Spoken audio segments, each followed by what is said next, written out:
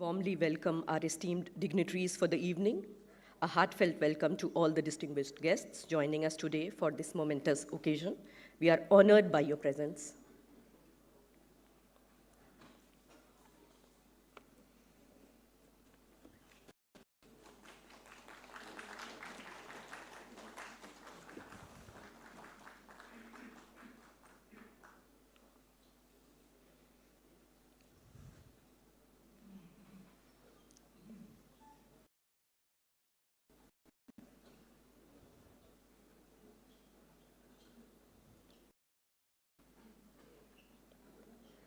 Good evening, ladies and gentlemen. On behalf of the India Foundation and the India Habitat Center, I welcome you all to the memorial lecture organized on the birth centenary of Sri Atal Bihari Vajpayee. This annual event is a tribute to the life and legacy of Sri Atal Bihari Vajpayee. His statesmanship, vision, and unwavering commitment to the nation continue to inspire generations. Today, we are privileged to host this gathering to honor his memory and reflect on his contributions to our nation. The program for this evening will be chaired by Sri Suresh Prabhuji, who is the former Union Minister in the Government of India, and the memorial lecture to be delivered by His Excellency Ranil Wickramasinghe, former President of Sri Lanka. Now, let us commence this evening's proceedings with a special tribute to Atalji, with a commemorative video capturing his enduring legacy and the highlights of our previous memorial lectures.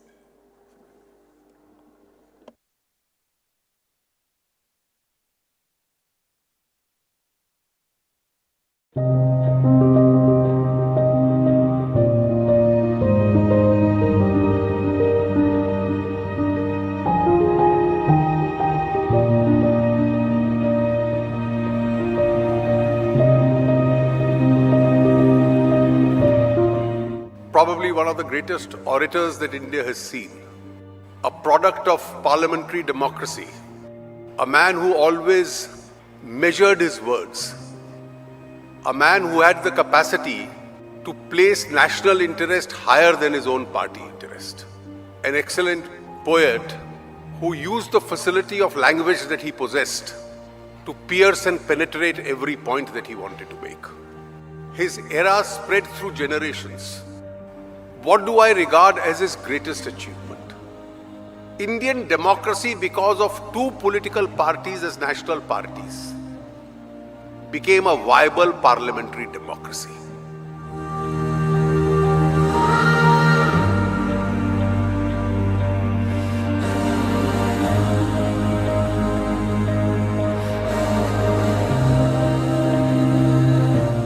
As a statesman and a political stalwart, he dominated the national space for a very long period of time. As a Prime Minister, he kept the nation first. As an opposition leader, he was sharp but matured in his critique. As a Democrat, he was one of the few leaders who thought of every angle before taking a decision.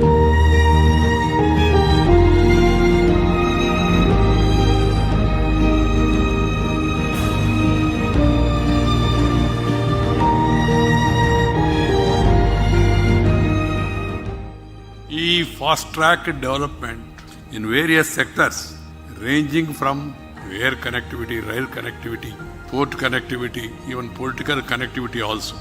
And he was able to provide a able leadership and also a stable government.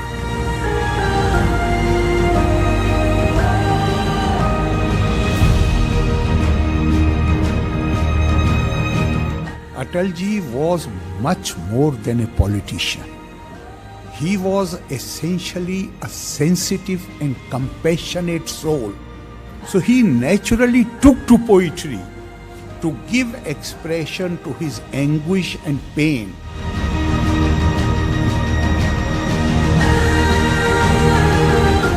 सुशासन के जरिए समाज के हर वर्ग को सशक्त बनाना वाजपेयी जी का जीवन दर्शन था और जन सेवा के प्रति उनके आजीवन समर्पण का केंद्रीय बिंदु था।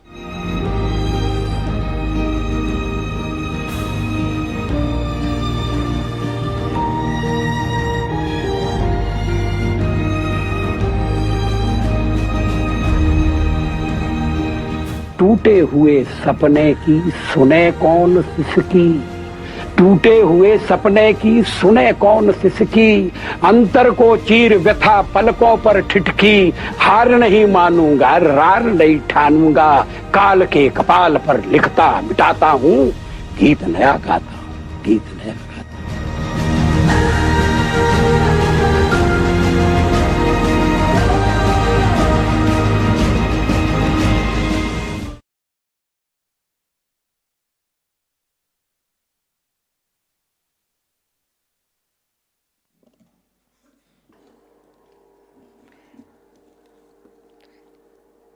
Indeed, a heartfelt tribute to the life and times of Atalji. May I now invite Ambassador Baswati Mukherjee, President of the India Habitat Center, for her opening remarks. Over to you, ma'am.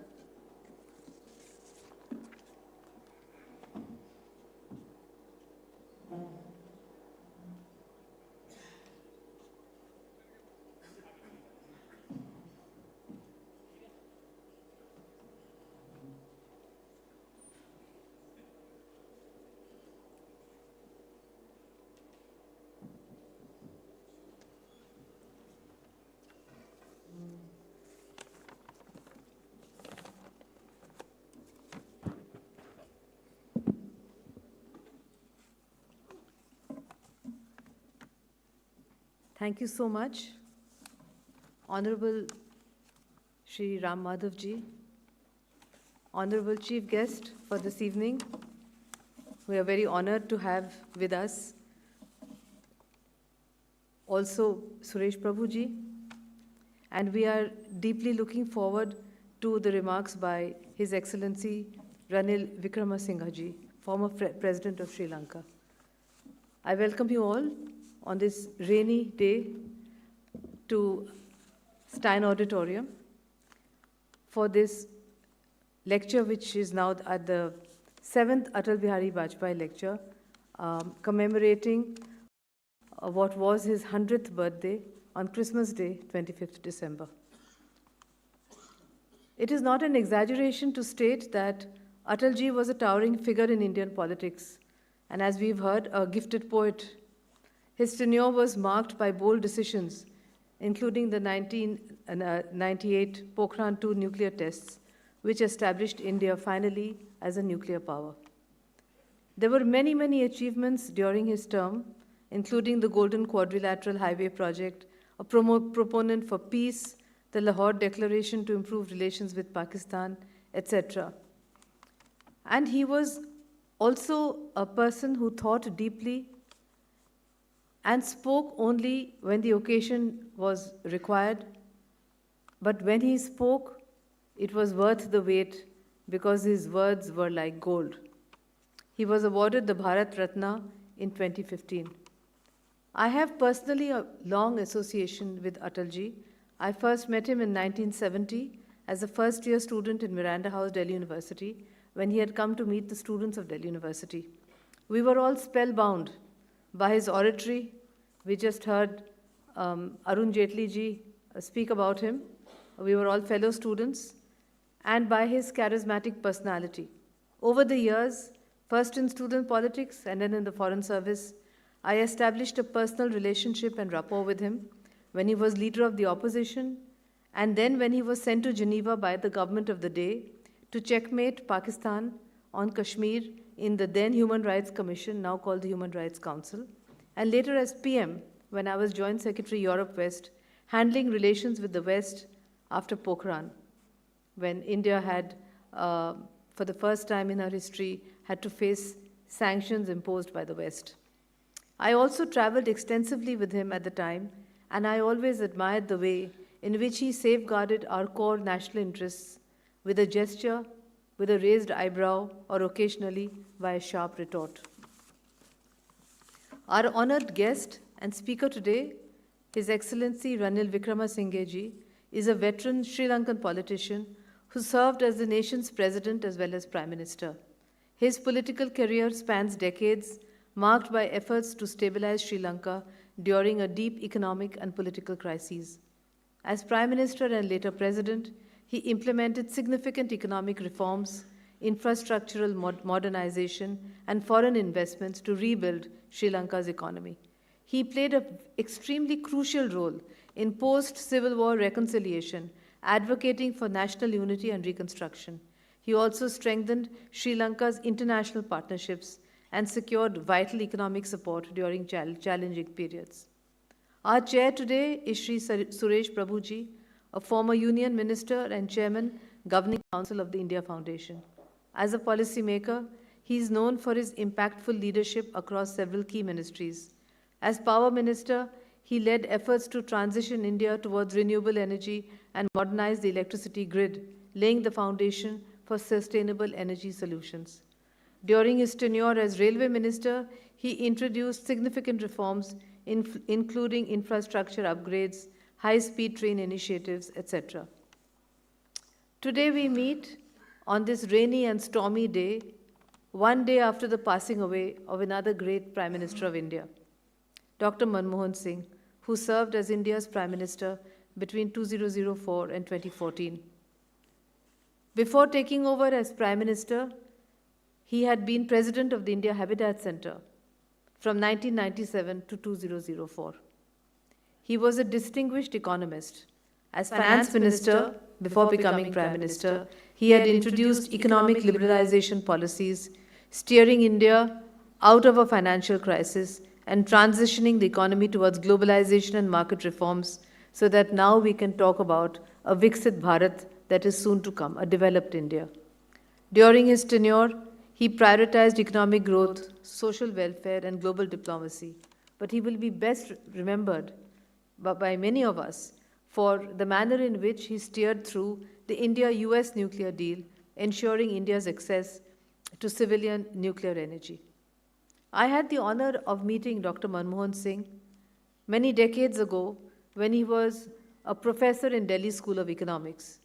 He was the teacher and professor of my elder sister, who is herself an economist in Boston, and she always said that he was the most outstanding teacher as well as being an outstanding economist.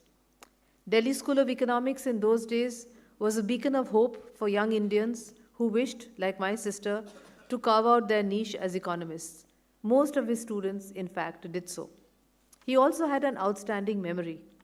When I met him as Prime Minister on one of his visits to France, he immediately recognized me and asked me how my sister was. He was so well respected as an economist that one always wondered why the Nobel Prize in Economics was not conferred on him. I would like to conclude by stating that India had two great prime ministers whom we are remembering, who have passed on.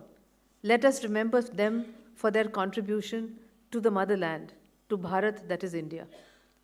I would like to conclude by citing Swami Vivekananda, who in the Chicago World Parliament of Religions in 1893 said, and I quote, "They alone live who live for others. We reap what we sow. We are the makers of our own fate. The wind is blowing.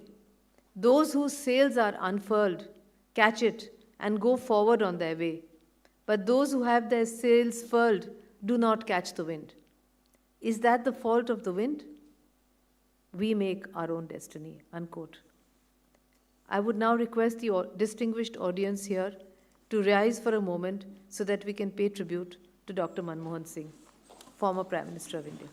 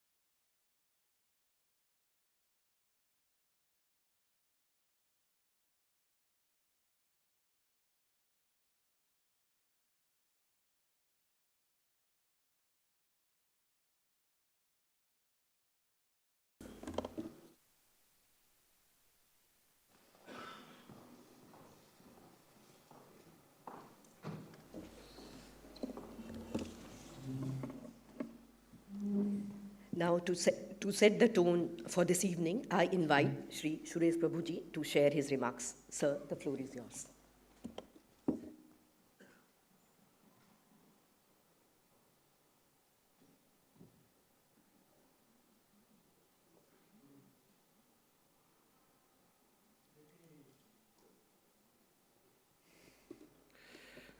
Good evening, friends. Let me also express my own condolences to Dr. Manmohan Singh's family and also express a great appreciation of his contribution to our own country's economy, to our own country's polity, but not just that, but also to the rest of the world. So I just went to his house to pay my last respect, and I'm sure all of us will remember him for all times to come.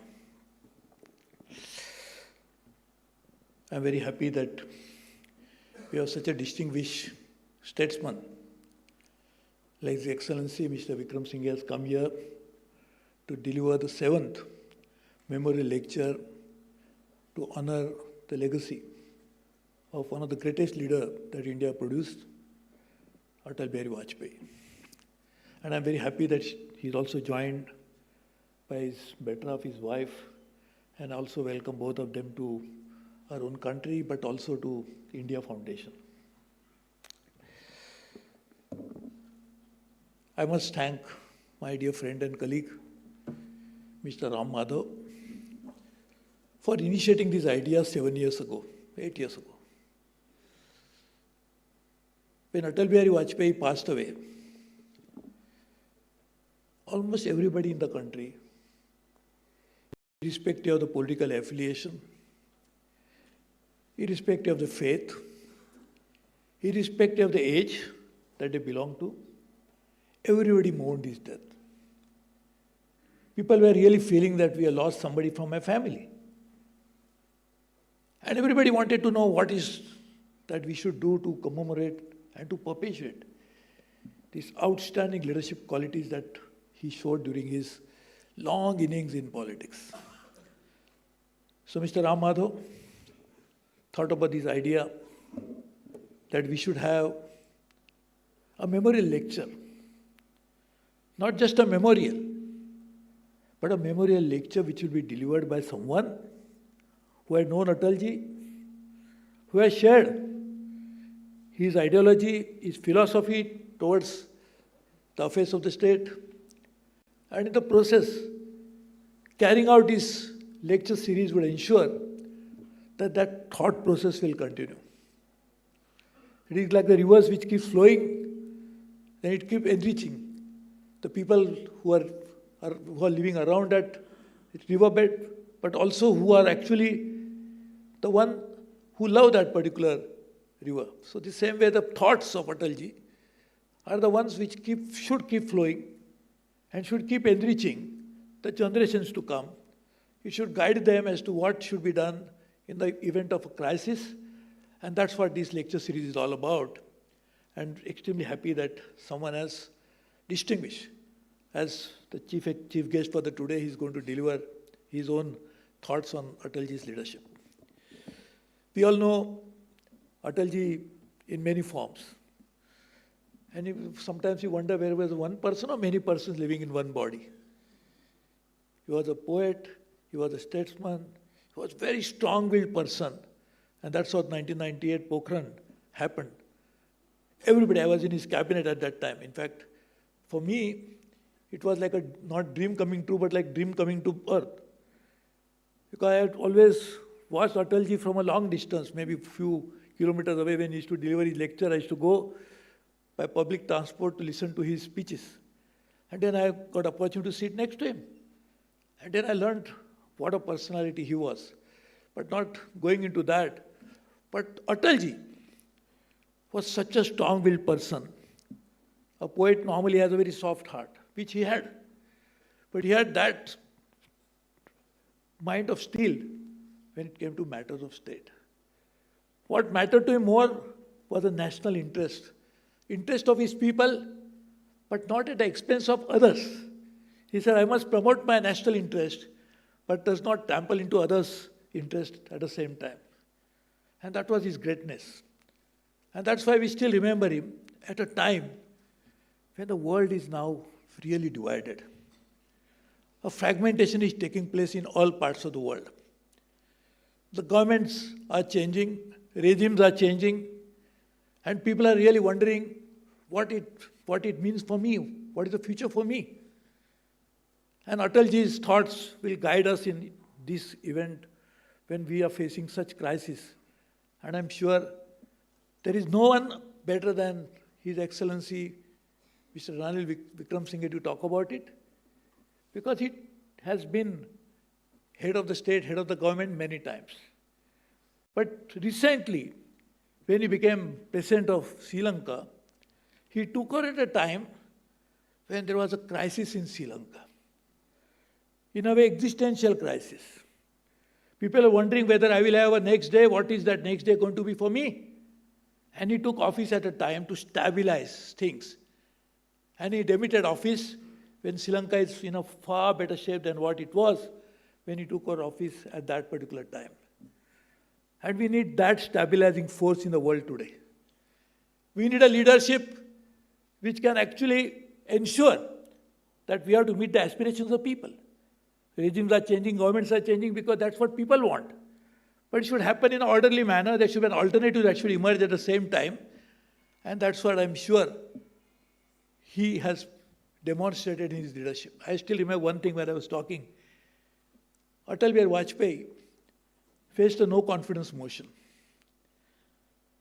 And he lost that by 1 vote.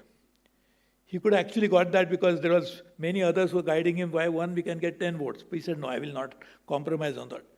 But I'm not saying on that count. I'm just illustrating this for a different reason. When he was facing that no-confidence motion, he asked the fragmented opposition, if tomorrow I lose the vote, I'll go away. But please tell me what is the alternative. Who is going to be the leader after me? So he was always concerned about that alternative, which he said, for me, power is not important. The seat can come and go. But what alternative we'll create for the country should be better than what it is today. And that's what the world is looking for. Alternative is fine. Change of government is fine. But what is that is going to be in store for us? I'm sure we'll hear, along with the thoughts on Atalji, how do we really drive this change now in future, wherein everybody wants change, but we don't know exactly what it means. And I'm sure we are very fortunate. I really thank you, Mr. President, for being here. And we are a real great friend of India. He has been actually, to say he's friend of India or he's friend of somebody is not right, because he's friend of everybody. He has been a personality which encompasses all opinions. He can take away all sections of society with him. And that's what Atalji was. Atalji was a leader of one party, never changed his party. But despite that, everybody in other parties would always say, Atalji is the person we respect, we like. Some opposition leader would say, you are a good person in the wrong party. But everybody said, you are a good person. And I'm sure the good person now we have on the dais will deliver his talk, his views on Atalji, also as to how we really drive the future, which will be good for all of us. Thank you very much. Once again, I welcome you on behalf of India Foundation. India Foundation does many programs. It is actually a program for intellectual pursuit, but also to promote national interest in a manner that we bring everybody together. How can you bring people around a table? How can you have dialogue? How can you express each other's opinions which may not agree with the other one, but also to ideas which can bring us to the next level. And therefore, Rami Desai, she's sitting here, she had curated a program called Ideas Conclave. So that is what we all believe in. Good ideas should be promoted, and that good ideas can come from anywhere, from any spectrum, which different parts of the country or different parts of the world. But we should try to promote them. So thank you, Mr. President.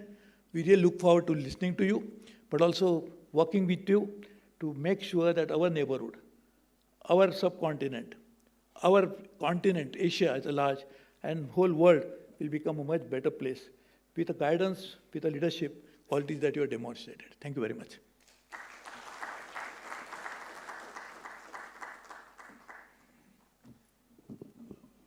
Thank you, sir, for your inspiring words. It is now time for a special moment, the release of compendium on previous Atal Bihari Vajpayee Memorial Lectures commemorating the legacy of Atalji. May I now request Dr. Ram Madhav, President of India Foundation, and Ambassador Baswati Mukherjee, President of India Habitat Center, to join us on the stage for this release.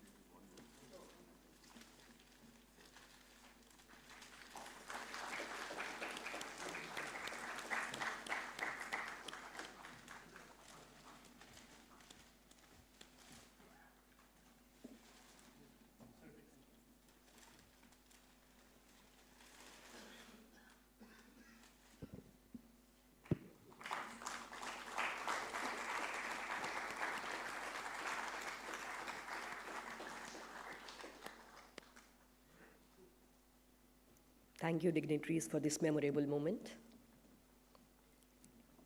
Ladies and gentlemen, I now have the proud privilege of inviting our esteemed speaker, His Excellency Ranil Wickramasinghe, for the memorial address. Excellency, the stage is all yours.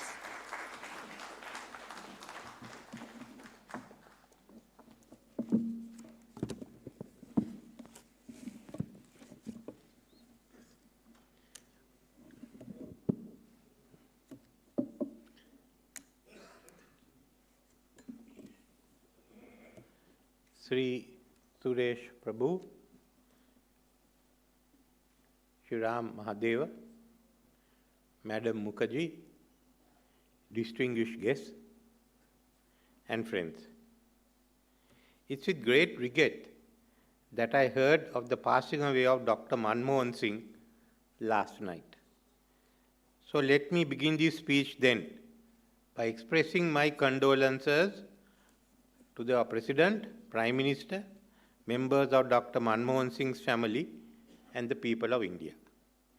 His first budget speech as Finance Minister in Mr. Narasingha Rao's government changed the course of Indian history. Without that budget speech, there would not have been any economic reform in India. And without those reforms, there would not have been a modern India. I was privileged to have associated with him during this period. On this occasion, I would like to convey the condolences of the people of Sri Lanka.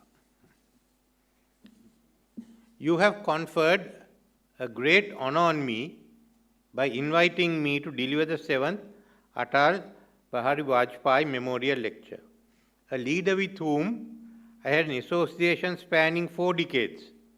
We must recall that 25th of December 2024 was also the centenary of his birth. Despite the age gap between us, our respective careers often intervened with one another. Over the years, both of us went through many ups and downs in politics. We both held positions as leaders of opposition in our respective legislatures. From 2001 to 2004, we were concurrent prime ministers of our 2 countries. A few years later, he retired from politics. I soldiered on, eventually to become the president of Sri Lanka, sadly, after his demise. My lecture today is founded on my vantage of India from across the Park Strait, its leaders and its contemporary political and economic relations with Sri Lanka, both as an observer and a contributor to the events of the last 50 years.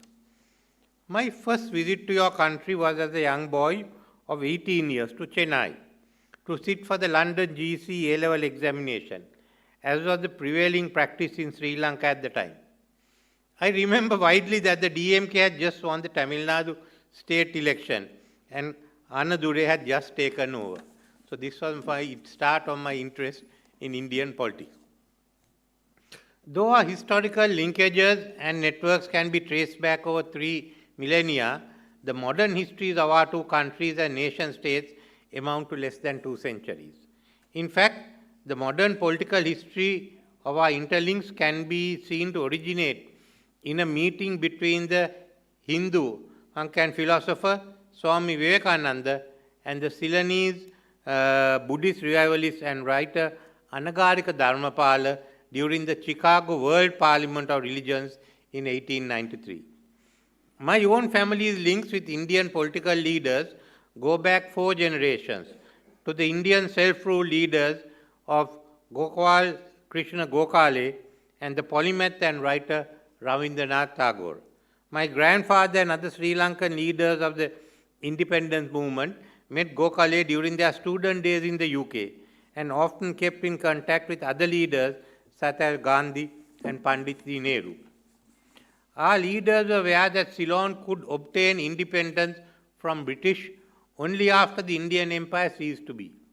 Hence, our leaders gave their fullest support to the Indian freedom movement, a call for Purna Swaraj. Thus, when India was established as an independent state in 1947, we followed suit as an independent Ceylon in 1948. The first Indian Prime Minister, Jawaharlal Nehru, was admired by us and immensely respected for his leadership in giving birth to the Republic of India, Bharata, from a grouping of territories and princely states under the British Empire. Atal Bihari Vajpayee had an instinct understanding of this nation-building exercise and the need to maintain the unity of India's diverse people. His relationship with Pandit Nehru fascinated me, as it contained a high degree of respect for Nehru as a person, but a biting criticism of Nehruvian policies. His tribute to Nehru is an outstanding speech. Bharata Mata has lost a prince. The leader is gone. The followers remain. It is in the same vein as American poet Walt Whitman's tribute to Abraham Lincoln in the lines, "O Captain, my Captain, our fearful trip is done. But I with a mournful tread walk the deck. My Captain lies fallen cold and dead." My first meeting with Vajpayee took place in Colombo when he participated in the Inter-Parliamentary Union Conference in 1974. I attended the meeting as an assistant to Sri Lanka's then leader of the opposition, J.R. Jayawardena. Later in the day, I came upon him at the Golf Face Hotel, looking at the sea in deep contemplation, where I was able to have an extended conversation with him. Unfortunately, I lost contact with Vajpayee when Prime Minister Indira Gandhi made him a resident guest of the Indian government, leading to 2 years in the shade. However, in 1977 was the eventful year for both of us. In March, Vajpayee became Foreign Minister of India, and 4 months later, I became the Deputy Foreign Minister of Sri Lanka, leading to a renewal of our acquaintances on many occasions from then on. I have always also been an eyewitness to the pivotal and sweeping economic metamorphosis of India from the late 1990s onwards. As you may recall, Sri Lanka was a forerunner in instituting an open economy in South Asia as far back as 1977. Sri Lanka, by 1989, as Minister of Industries, I had brought in the second generation of economic reforms in the country, which included Sri Lanka's strategy for industrialization. Not long after, in 1991, India's first generation of economic reforms were introduced by Prime Minister Narasimha Rao, whom I had known from the early 1980s, since he was my counterpart in India when I was the Minister of Education. When you have been in politics as long as I have, you end up knowing everyone at some point or other. To me, Prime Minister Narasimha Rao was the Telugu version of the Italian political strategist Machiavelli, because I don't think he ever anticipated that he would become the Prime Minister of India. However, when he did so, quite accidentally, he took the opportunity to implement his reforms by utilizing a number of cunning ploys and unscrupulous gambits. It was unfortunate then when his lack of support base in the party brought him down, that the reform process stagnated. Prime Minister Vajpayee, on the other hand, dauntlessly managed to initiate the second generation economic reforms in India in 1999. It was ironical that Acharya Kriplani had once called Vajpayee ji a Nehruian in the Janasangh garb. Nevertheless, 3.5 decades later, Vajpayee ji in BJP garb took the final steps of dismantling what was left of the Nehruian economy. His second generation reforms were bold, which included, amongst others, capital market liberalization, privatization, and the opening of the telecom industry.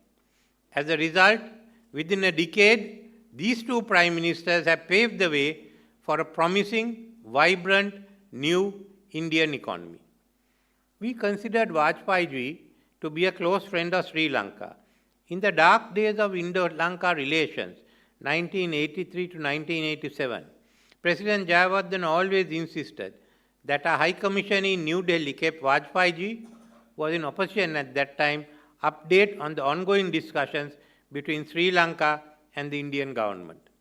When I became Prime Minister for the second time in December 2001, Sri Lanka was facing a severe political crisis. The Sri Lankan armed forces had to fall back under LTT attack and abandon many areas that were under their control. With the attacks on the main port and airport, vessels and aircraft stopped calling on Sri Lanka, leading to the economy shutting down. Thus, we had no option but to enter into a ceasefire agreement with the LTT. On becoming Prime Minister, I immediately flew to New Delhi and explained the situation to PM Vajpayee, who also agreed on the need for a ceasefire. Moreover, Sri Lanka required the support of India to deter further attacks by the LTT and to get the peace talks on track. I always kept Vajpayee ji informed of the progression of our discussion with Norway, Japan, and the LTT, the conglomerate of friendly nations that spearheaded the peace process. At the very early stages, he told me, Vikramasinghe, this is also a very sensitive issue in India. I can only be one step ahead of Sonia Gandhi. You explain it to her and convince her, then I can follow up. Fortunately, Mrs. Sonia Gandhi was partial to resolving the crisis in Sri Lanka and said that long as India's concerns are met, she had no objections.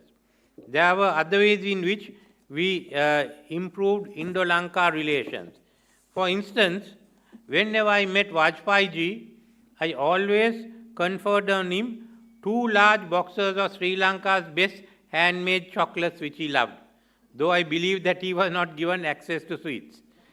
Once he presented me the translation of his poetry, among other gifts. Our meeting on the 25th of December 2001, his birthday, laid the groundwork for closer relationship between our two countries. In fact, Vajpayee ji went out of his way to help Sri Lanka. He did so by ensuring, 1, India reiterated its commitment to the sovereignty and territorial integrity of Sri Lanka, and 2, its support of the measures taken to carry forward the peace process in Sri Lanka. As a result of these discussions, I was able to sign a ceasefire agreement with the LTT in January 2002. At the time, there was an imminent food shortage in Sri Lanka, and India promised to provide us with 25,000 tons of wheat per month for 12 months. Vajpayee and I also discussed 2 other delicate matters. Referring back to the discussions between President Jayawardena and Prime Minister Rajiv Gandhi in the 1980s, I too emphasized that the security of our country should not be compromised in our dealings with one another and with the rest of the world. We also deliberated on developing the abandoned oil field of oil tanks in Trincomalee, built during World War II. Subsequently, on my way home, when asked for a comment by the Indian media, I replied, Christmas has come. 2002 and 2003 were crucial years for Indo-Lanka relations.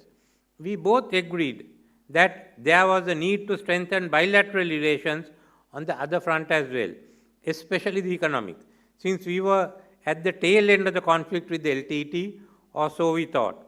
Vajpayee ji left the details to Brijesh Mishra, his man for all seasons. My government covered new areas, especially trade, economics, and investments. All successive governments on both sides used the same format to carry on the discussions. Mishra was against terrorism and gave us all possible support, though this was kept under the radar. By 2003, the situation had turned to the advantage of Sri Lanka, strategically, economically, and internationally. Prabhakaran knew that he could not gain the upper hand in peace negotiations. Therefore, at this crucial point, India, supported by us, insisted on a response from the LT to the proposals made by Sri Lanka government and the early resumption of negotiations. From then onwards, India supported us until the defeat of the LTT in 2009. One topic that Vajpayee ji and I discussed during our opposition days was the need to go beyond the free trade agreement between India and Sri Lanka and to promote close economic cooperation between the two countries. In government, we were able to implement the task by prioritizing the fields of agriculture, power, and the IT industry. Thus, once the ceasefire agreement came into place, our focus turned to the economy, and these two, Vajpayee and I, were on the same page. For the first time, both governments were committed to liberalizing their economies further. An agreement was reached to set up a task force for the FTA and beyond, which should encompass the service sector. When we had our next bilateral meeting in October 2003, the FTA had become a comprehensive economic partnership agreement. We had decided to commence negotiations and conclude discussions by 2004. But by that time, both of us were out of office. Nevertheless, the two nations went on to promote Indian tourism in Sri Lanka, increasing Sri Lankan Airlines flights and increasing the daily services by Indian Airlines. The two of us took Indo-Lanka relations to a new level by firstly allowing Indian oil to enter the Sri Lankan market and utilizing the oil tanks in Trincomalee for storage, and secondly, by agreeing to establish a coal power plant in Trincomalee.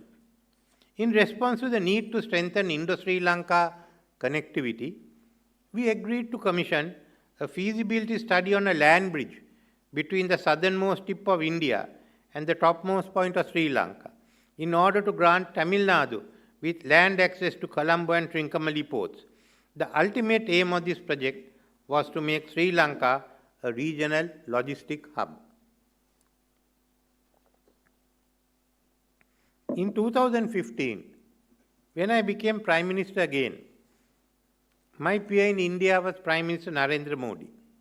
I had visited Gujarat some years ago when he was Chief Minister. I remember a visit to Lothal, to the ruins of the old Harappan port, which he kindly facilitated. During the dialogue with PM Modi in September 2015, I referred to his Independence Day speech when he called for the cooperation of SAARC to fight poverty. I briefed the Prime Minister on the progress that we had made with Prime Minister Vajpayee. I also emphasized the need for more balanced trade relations, since Sri Lanka's trade deficit with India was nearly $4 billion at the time. Prime Minister Modi, in fact, told me, I intend to go much further than any of my predecessors and put a real economic agreement in place. The result of our negotiations was visible when I visited India again in 2017. By that time, we had accelerated talks on economic and technology comprehensive agreement in place of the earlier comprehensive partnership agreement, as the negotiation economic cooperation had regressed considerably prior to 2015, as the preceding government had second thoughts on the matter. In 2017, the two governments also entered into a MOU on cooperation in economic projects under the agenda for bilateral economic cooperation. These projects embraced an LNG terminal, floating storage regasification unit in western province of Sri Lanka with a pipe gas distribution unit, and an agriculture sector and livestock development. The high point of our economic cooperation was a group of projects to develop the Colombo and Trincomalee ports to make Sri Lanka regional logistic hub. These ambitious plans included the upper tank farm in Trincomalee to be developed jointly by Lanka OIC and our Petroleum Corporation, a solar power plant in Trincomalee, special economic zones in Trincomalee and other identified locations, a container port terminal in Colombo, the development of the Dambulla-Trincomalee Expressway linking the two ports, as well as the Mannar-Trincomalee Highway, thereby enhancing our connectivity with India. To me, this was the most formidable project in Sri Lanka after the Mahaveri Development Scheme, which delivered hydroelectricity nationally and over 200,000 acres of agriculture in the dry zone of our country. The MOU was the first significant achievement between our two countries. Until then, there was no sustained arrangements on economic cooperation. Whenever such cooperation was attempted, some of the trade unions and political parties in Sri Lanka opposed it. Even in this instance, trade unions came out on strike against the Trincomalee tank farm proposal. Some of the political parties also called for its abolition. In fact, when Gotabaya Rajapaksa became president in 2019, these same trade unions who supported President Rajapaksa demanded the cancellation of the tank farm deal. However, the calamity of COVID-19 and the consequential economic crisis in Sri Lanka showed India at its best at the most crucial moment when Sri Lanka declared bankruptcy and had only a few $100 million in reserve. India valiantly stepped up to help us. The Sri Lankan people could not have survived without the $4 billion of financing received from India through various credit lines. It was India's neighborhood first policy in practice that benefited Sri Lanka. India was followed by Bangladesh with a loan of $200 million. Furthermore, India as co-chair of the Official Creditors Committee gave us valuable help. All these vindicated my stand on closer economic cooperation with India, including improved connectivity in key sectors. By then it was clear to most in Sri Lanka that recovery from bankruptcy and fast growth could be achieved only through closer economic cooperation with India. In July 2023, Prime Minister Modi and I announced the Promoting Connectivity, Catalyzing Prosperity, India-Sri Lanka Partnership Vision. This impressive vision document covered 5 main subjects: maritime connectivity and air connectivity, expanding the scope of our earlier agreements; trade, economic and financial connectivity, going beyond ECTA, for example, operationalizing UPI-based digital payments. C, yet the most important item was energy and power connectivity, where India agreed to assist Sri Lanka to achieve the target of generating 70% of our power requirements from renewable energy sources. This involved the construction of a multi-product petroleum pipeline from South India to Sri Lanka. These projects would result in Sri Lanka being fully connected to the Indian energy system with the ability to bring in and sell energy. The people-to-people connectivity aspect of the joint statement included education and a feasibility study on the land bridge between India and Sri Lanka. A part of Sri Lanka's media had been critical of this agreement, saying that we had given too much to India. But a welcome development of the support of the SLPP, President Mahinda Rajapaksa's party, who was by this time a part of the government. The next important development is the joint statement of 16 December 2024, issued after talks between President Anura Kumar Dissanayake and Prime Minister Modi, fostering partnerships for a shared future. With this, it seems like the remaining major political party in Sri Lanka, the NPP, has come on board. At long last, a political consensus emerged amongst us on Indo-Lanka cooperation. The two Indo-Lanka partnership visions established the framework for a bilateral economic partnership based on connectivity, a follow-up to the IMF stabilization program. The 2024 statement is explicit on the aim of moving Sri Lanka away from a debt-driven economic model. For 2 decades, Sri Lanka's economy has relied heavily on excessive debts, culminating in bankruptcy and economic meltdown. Therefore, the strategy in these statements is to enhance Sri Lanka's economic development by coupling our economic recovery to India's sustained and shift economic growth and technological advancement. It is expected that by 2040, India would be the third largest economic power in the world. By then, Tamil Nadu's GDP would have exceeded $1 trillion. This is the powerhouse to which Sri Lanka has to connect as a region. All this will establish larger markets for Sri Lankan exports and create 2 new economic sectors which are expected to be fast growing. One, energy connectivity. Establish grid interconnectivity, thereby enabling Sri Lanka's potential for surplus renewable energy to be engaged in trading with India and Bangladesh. 2, maritime and air connectivity. In addition to India as a global economic power, Indonesia will also be among the top 10 in time to come, with Bangladesh following closely behind. This will lead to an explosion of trade in the Bay of Bengal area.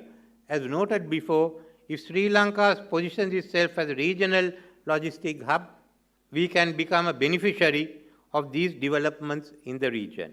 Thus, the two governments must finalize the outstanding issues of strategy within a short time frame and agree on the modalities to implement these proposals. Today, it is only fitting that we witness the conclusion of talks on economic cooperation between our two countries on Vajpayee's birth centenary. Thank you.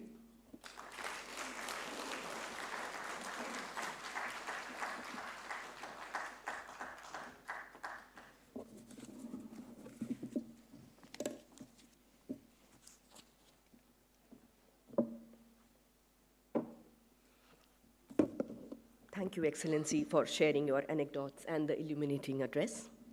To express our gratitude, may I now request Shri Suresh Prabhuji to felicitate His Excellency Ranil Wickramasinghe.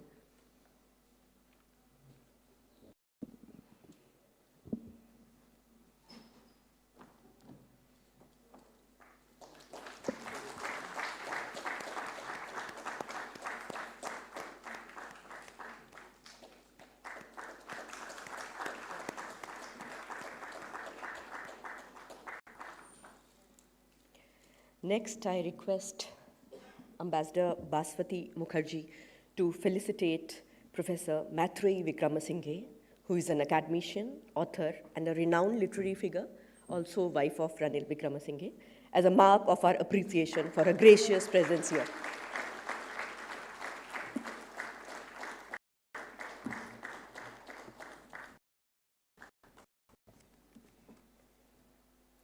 Ladies and gentlemen, as we draw this evening to a close, may I now invite Major General Dhruv Katoch to deliver the vote of thanks.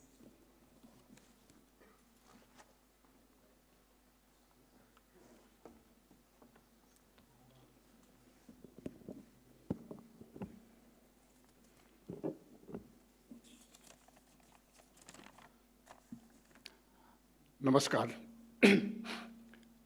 Today is a day we will long remember.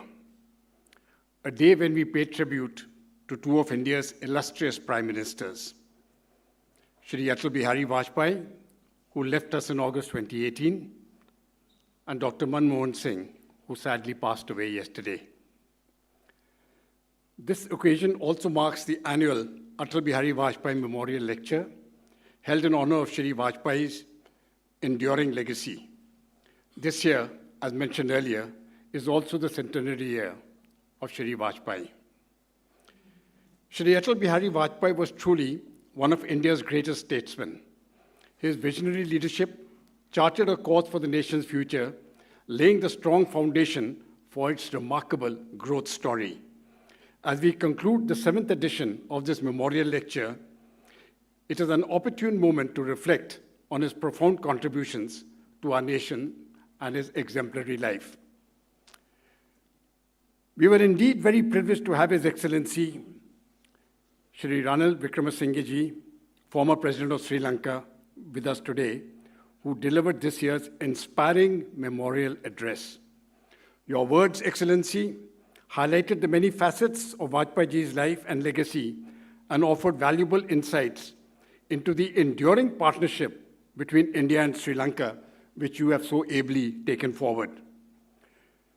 We are deeply grateful for your presence, and we are also deeply grateful for the presence of Professor Maitri Wickremesinghe, who have joined us for this occasion. Thank you, Excellency, and thank you, Madam, for being here with us.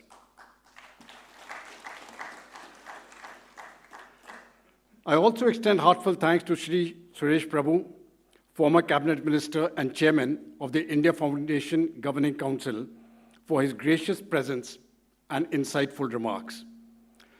Your unwavering support, sir, and guidance have been instrumental in shaping India Foundation journey to its current stature. We also thank the India Habitat Center and its President, Ambassador Baswati Mukherjee, for providing the perfect venue for this solemn occasion. This partnership has allowed us to host this event with the dignity and elegance it deserves. To this wonderful audience, your presence here, despite the inclement weather, is a testament to your respect and admiration for Shri Atal Bihari Vajpayee ji. Thank you for joining us in honoring this great leader, statesman, and poet. Finally, I express my profound thanks and appreciation to Shri Ram Madhav, President of the India Foundation, whose vision and leadership has made this event possible. My thanks also to Diksha and her team, who have worked tirelessly over the past few days to ensure the success of this memorial lecture. Your dedication is commendable. Once again, thank you all for being here. Together, let us carry forward the legacy of Shri Atal Bihari Vajpayee. Jai Bharat, Jai Hind.